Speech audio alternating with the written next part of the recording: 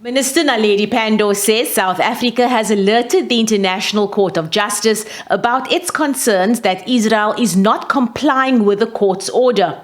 Pandor says this shows Israel's intent to continue with the persecution of the Palestinian people. I do think more action must be considered by the government in order to indicate the very serious concerns we have, particularly now with the threats that are being made to Palestinians who were directed to move both from the north and the south and are now gathered in 1.2 million in number in Rafah. The threat of an onslaught on Rafah is presaging a horrible catastrophe. So we are extremely concerned, and I believe that government needs to consider now what further measures it may wish to take with response to addressing the continuing harm that is befalling the people of Palestine. She added that a call must be made to Hamas to release all hostages. Pandor says South Africa continues to act to secure action that is responsive to the court order. There are many countries that have made contributions.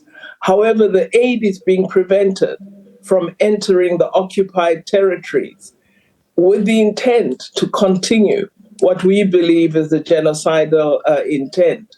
So we continue to work closely with UN agencies to call for and support them in delivery of humanitarian aid to the areas that need support. Pandor says it's important to work towards changing the United Nations so that all countries are treated equally. We need to be given greater thought. What do we wish to see the Security Council become once reformed? How do we ensure efficiency, representativity, but also how do we provide capacity to protect the weak, to protect the vulnerable? Because what we are seeing is that members of the P5, the permanent five in the Security Council, they are really the countries that are appearing to be the greatest supporters and investors in conflict in different parts of the world. This situation has to be brought to an end.